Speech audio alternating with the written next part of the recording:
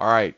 So Damian Lillard is once again a Portland Trailblazer. He signed yesterday, 3 years, $42 million, about 13 and a half a year, because he's getting 22 and a half, I believe, from Milwaukee for the next 5 years. So he didn't have to take a huge deal.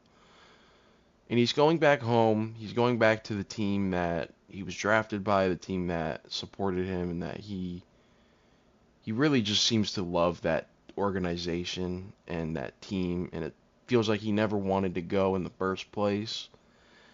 And that's why I'm making a video now, and because I want to talk about this,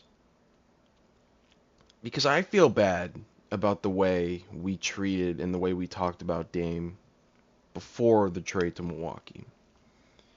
And I was a ring bearer in that. I was really anti-Dame for a bit because I always felt like he was unfairly compared to Curry, and people would always try to say he was actually better than Curry. And I think people only did that because they just wanted something to talk about. I don't think anybody ever actually thought Dame was better than Curry or as good as Curry. And I always felt like Dame was a player that was talked about. Oh, I think people always overrated Dame. And I kind of still think that. I kind of still think that he was maybe not quite as good as people made him out to be. But the point of this is that Dame told us for years he doesn't want to leave Portland. He wants to be a Blazer for his entire career. And the fans and the media and other players in the league, it seems like, basically told him that he has a loser mentality because of that, and that he's scared of competing for championships, and he's comfortable just sitting back in Portland and doing nothing, where everybody knew they were never going to win. And so Dame was seemingly convinced that, okay, I do have to leave. I do have to go, and I have to try and win a championship. And I don't think, obviously, the way it ended up going in Milwaukee, that was the wrong move. And they just, it, I feel really bad about this because I feel like this is an example of the never-ending battle between players need to stay loyal and players need rings. I said this yesterday on my Snap story that Dame is the perfect. You can look at just the career of Damian Lillard and the things near and around the career of Damian Lillard, and you can figure out exactly what is wrong with ring culture.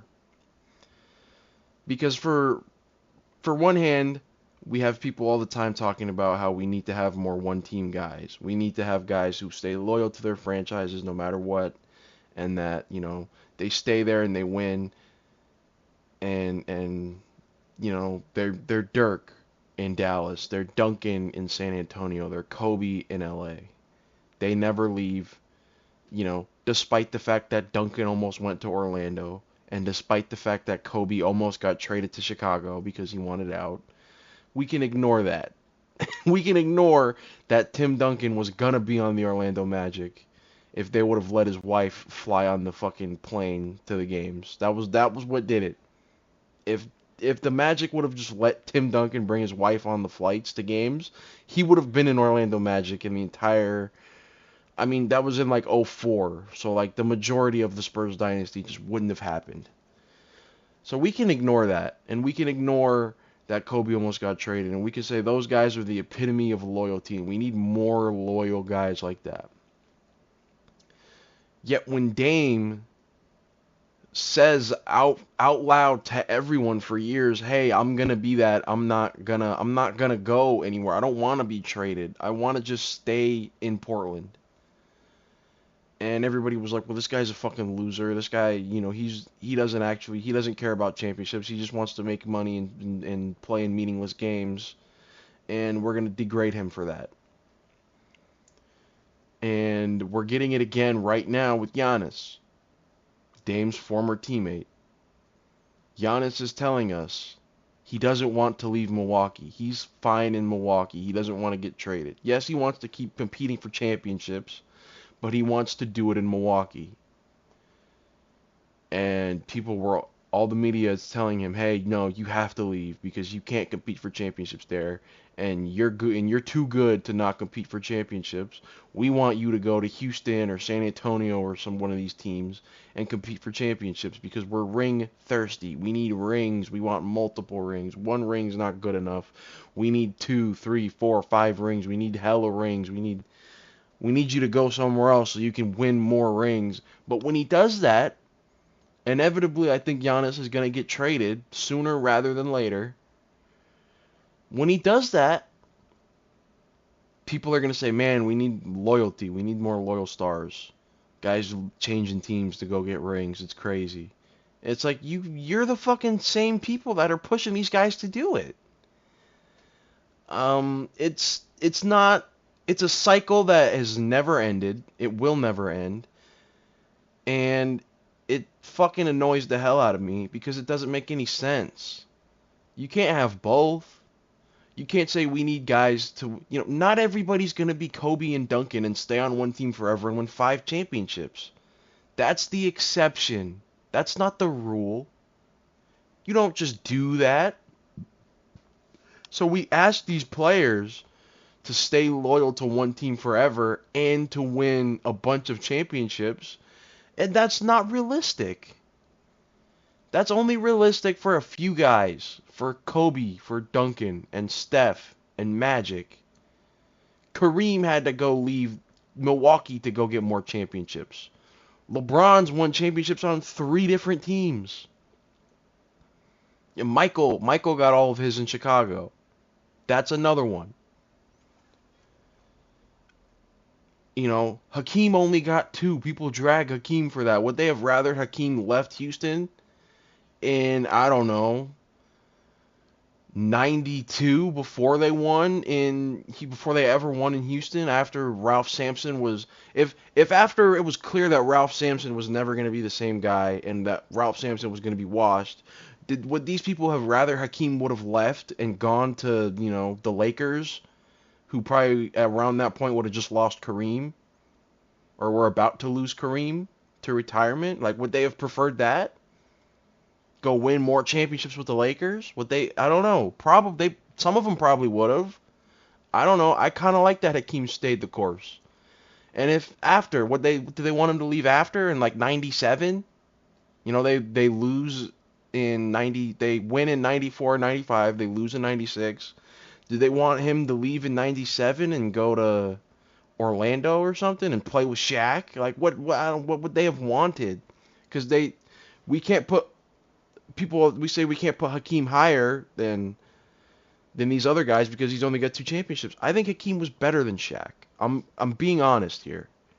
I'll do my all-time rankings at some point. I have Hakeem over Shaq, which is a hot take. I know a lot of people aren't going to agree with that. I know that's kind of egregious. Sure, I think he was better. I have Hakeem in like the top. It's like the top 7. I have him. I think the last time I did my list was in 22 after Steph won the finals. After they won the finals, and I had to figure out how to get Steph into the top 10. And I think I had to take out like Bird. I took out like Bird or Wilt, or I might not have even had Wilt. My top 10 is kind of crazy. My top 10 is not a conventional top 10. It's like LeBron, Jordan, Kareem, Duncan, Kobe, Magic. It's something like that. Hakeem. I basically just did the top 10. I'm gonna go through it. I'm gonna reorder the list because I think some things have probably changed in my opinions. But like, if if an NBA media person could tell you what's the best possible outcome that they would have wanted from Dame, I think their answer would be, we wanted Dame to win 3 or 4 championships and play in Portland for 20 years. And it's like, guys, that's not how it works. Dame can't do that. Dame's not that good. The Blazers aren't that. It's just that doesn't happen. That's not a thing against Dame either. When I say Dame's not that good, that's not me saying Dame sucks or that Dame's ass. That's me saying Dame's not one of the 15 greatest players in the history of the sport. That's all I'm saying. Only those guys can do stuff like that. Only Kobe and Michael and Steph and Bird and Hakeem can stay on their teams and win multiple championships. Who else did I? Duncan. You know, Garnett had to leave to win a title. All kinds of guys had to leave to win titles. LeBron had to leave to win a title, and I think he's the greatest player ever. And he couldn't win a title with his team that drafted him the first time around. It's not. You can't ask that of Dame, and that's what it feels like people want of Dame. They wanted him to be a champion, they wanted him to get rings, and they wanted him to stay loyal. And it's like, he's tried to stay loyal, and you guys told him he needs rings.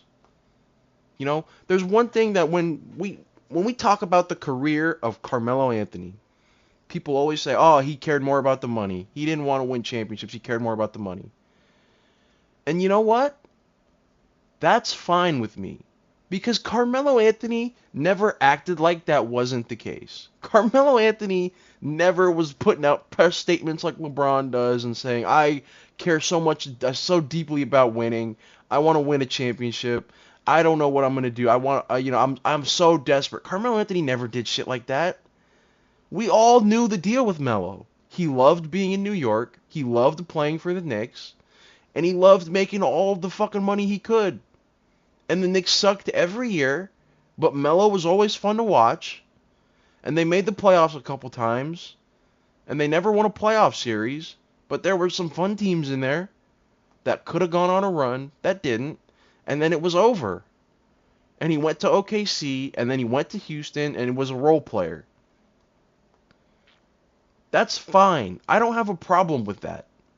The time I have a problem with guys prioritizing money over winning is when they act like they're not doing that.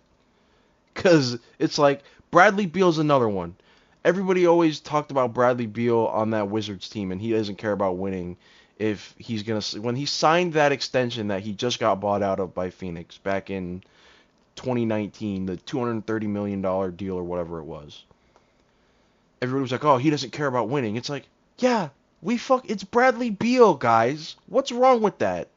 Not everybody has to be a champion. Not everybody has to be, Apex Mountain. There's nothing wrong with Bradley Beal saying, I'm going to maximize my earning potential as much as I can while I'm in the NBA. Because what the fuck else do you want him to do? It's Bradley Beal. Is Bradley Beal really a difference maker? Would he really have, in 2019, would he really have gone to, I don't even know who the suitors would have been at that point. The Lakers, and it would have been a duo of him and Braun in that free agency? Is that moving anyone? Is that better than Denver was that year, or the Clippers were that year? Or who else was in that West? Utah? Is that even better than the fake-ass Utah Mitchell Gobert teams? Houston with Russ and Harden? Probably fucking not. It's Bradley Beal. Or no, the Russ and Harden, that was still Russ and CP3 that year. In 19, the first year LeBron was there. So instead of it being just Bron there by himself, if it's Bron and Bradley Beal, are we moved by that? No. That team's not better than Dame and CJ were in Portland that year. We're not moved. Or it wouldn't have been the Clippers, it would have been Russ and PG and OKC. I still think Russ and PG and OKC would have been better than that Laker team. Like, sometimes that's just who guys are. Dame was meant to be a Blazer for life. Dame was meant to make a bunch of money in Portland. He was meant to, be in playoff series and probably not win many and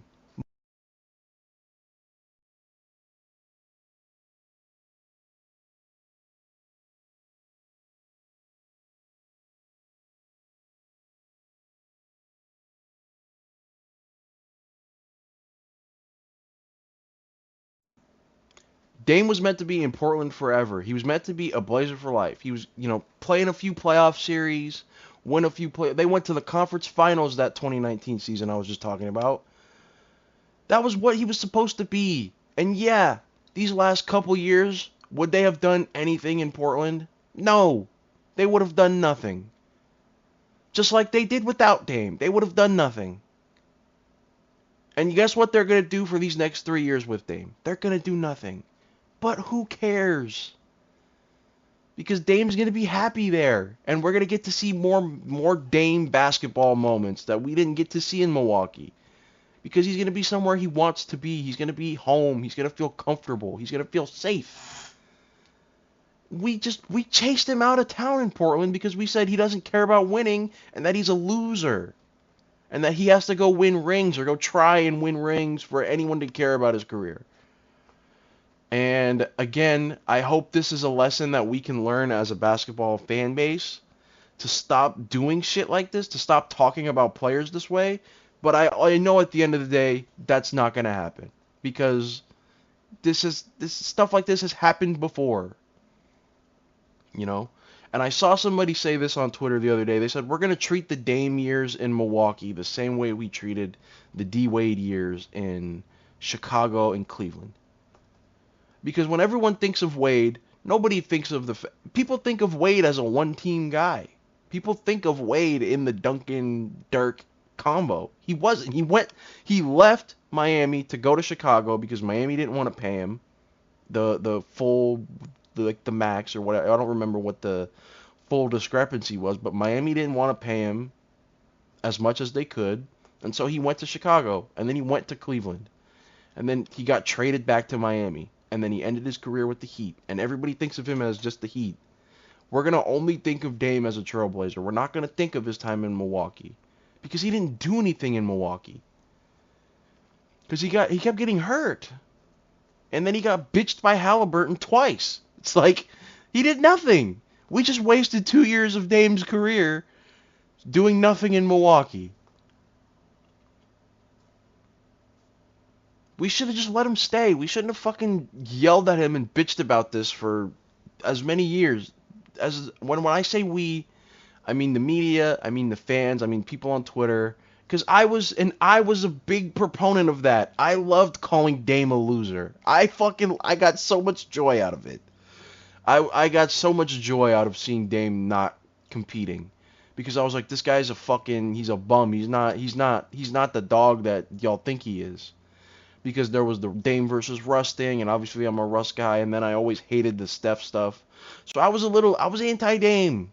And I feel bad about it now, because now I can sit back and I can look at the career, and I can say, as a more mature basketball fan, I can say, that's what he was supposed to be doing. He was doing what he was supposed to be doing. Not everybody is going to win titles. Not everybody is supposed to win titles. And I put this in perspective in my Snapchat post yesterday. Add me on Snap. Follow me on Twitter. Follow me on Instagram, by the way. Links are in the description. Dame's going to retire ringless. And that's fine. Because you know who else is going to retire ringless? 3 guys that are better than him all time. Russ, Harden, Chris Paul. Those guys are going to retire ringless. I'm sorry. I love Russ. I still have a hope in the back of my heart that Russ will come back to OKC one day and will win a title with Russ on the roster and get him his ring, and that it'll be at home. And, it's a fucking fairy tale. It's not going to happen, but I can dream, okay? And we could talk all we want about who Chris Paul is going to sign with this season, and can he put a team over the top and go get the ring? The answer is probably fucking not. Chris Paul could do the same thing in OKC, and I'd be very happy, too. I want him to come back to OKC, too. It's not going to happen. And Harden. Harden is the best out of those 3 guys at this point, currently, like where they are right now. All-time rankings between those 3, it's a crapshoot. You can put them anywhere. And Dame's going to be in that group. I think he might be a little less than that group. Some people think he'll be right in that group. It's a toss-up either way. I really don't give a fuck. And those 3 guys are going to all retire without rings. And I think they're all better than Dame. And so you know what? That's fine. And you know who else retired without rings? Allen Iverson. Who's better than Dame? Barkley. Better than Dame. Nash. Better than Dame. So if those guys don't have rings, why did we feel the need to pressure Dame to get rings? It's like, I don't know. And I don't want this to sound like I'm shitting on Dame, because it does. Because I'm saying all these guys are better than him all time. I value Dame's career as a player. I value Dame's legacy as a player of this era. And I think we all should. And I don't know how to properly contextualize what Dame's career is without bringing up guys who I think are better than him. And I did think it was premature, and I did think it was unfair to a lot of guys that they put Dame on the top 75 all-time list. I didn't think that was right. I didn't think that was a fair ranking. I thought there was many guys better than him that should have been on the list that were not. But everybody loves Dame.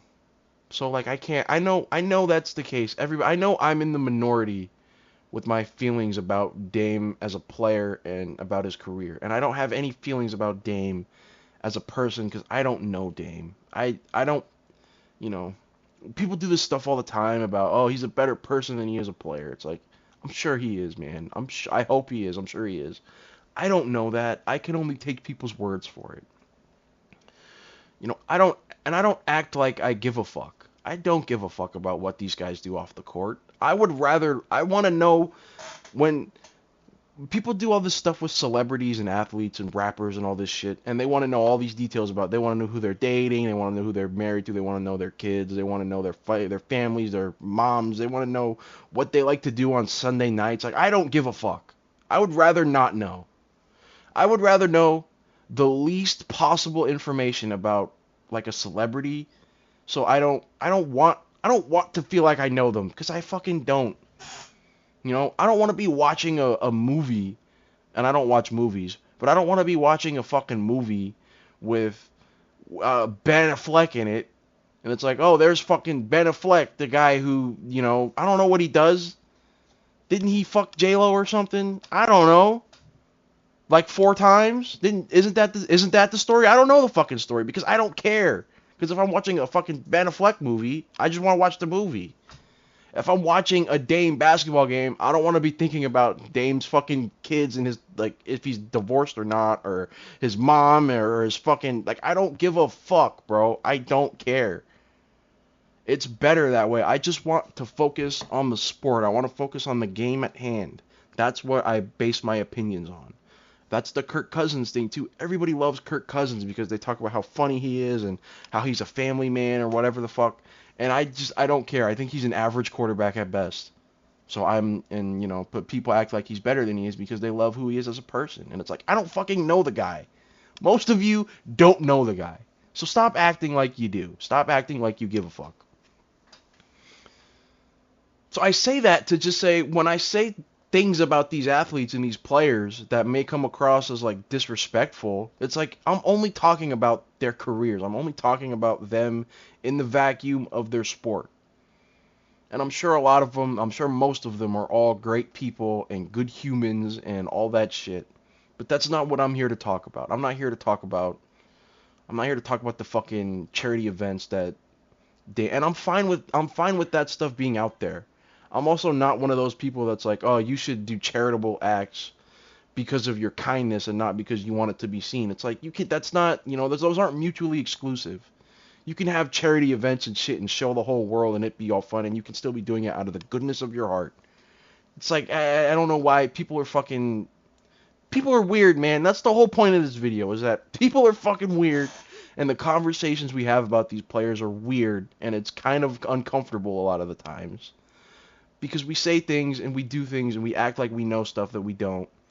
And we put pressure on these guys to win championships when it's unrealistic to do so, and say Dame has to get out of Portland because he has to go win championships. The legacy of Damian Lillard is going to be that when you think about the Portland Trail Blazers, that he's going to be one of the first names you think of. It's going to be him, it's going to be Bill Walton, and it's going to be Clyde the Glide Drexler.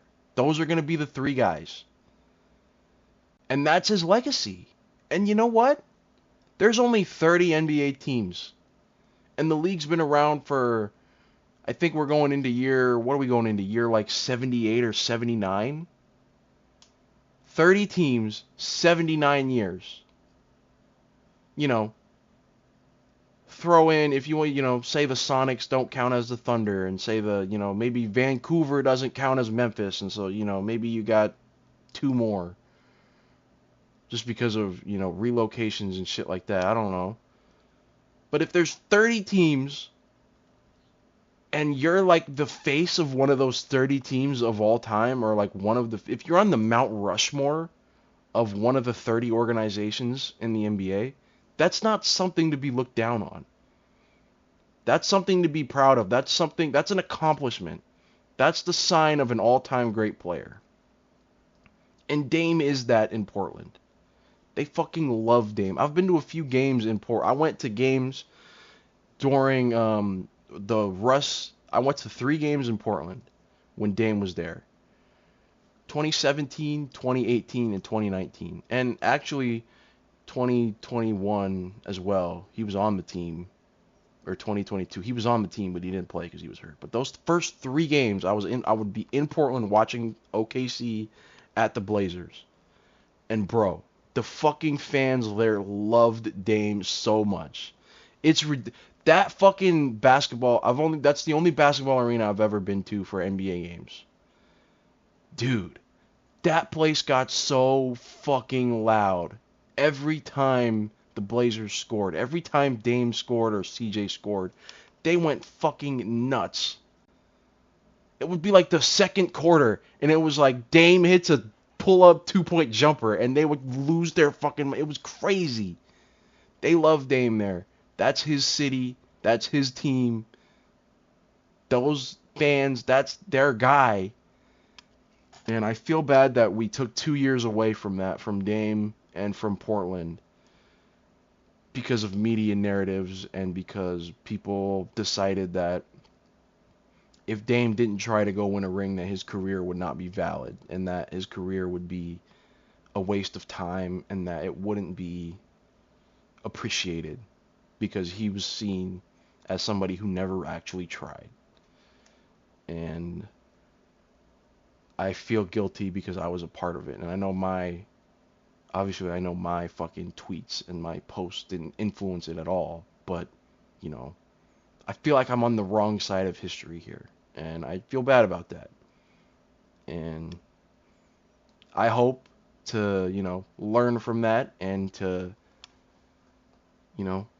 be a smarter basketball fan and analyst because of it. And I've been watching basketball now 10 years, most of my life, throughout all my childhood, and you never stop learning. That's the thing I've learned about the game, is that you never stop learning. You never stop. Things never just settle. It never ends. And we all learn every single year. So like if you just started watching basketball, if you haven't even started watching basketball yet, you'll learn forever. You're never going to catch up. I'm never going to catch up to the people that have been watching longer than I have. Those people aren't going to catch up to the people ahead of it. It's just not. And we all see it differently. We all have our own ways of looking at the game. We all appreciate the game in different ways. And just, you can learn something in your first 2 months of watching the sport that I haven't learned in 10 years of watching the sport. It's possible. It's just, it's like that. It'll never end, and you'll always constantly feel like you're behind. But then when you learn more, you'll have moments, and it'll be pleasurable because you'll feel like you're gaining something and that you're getting farther.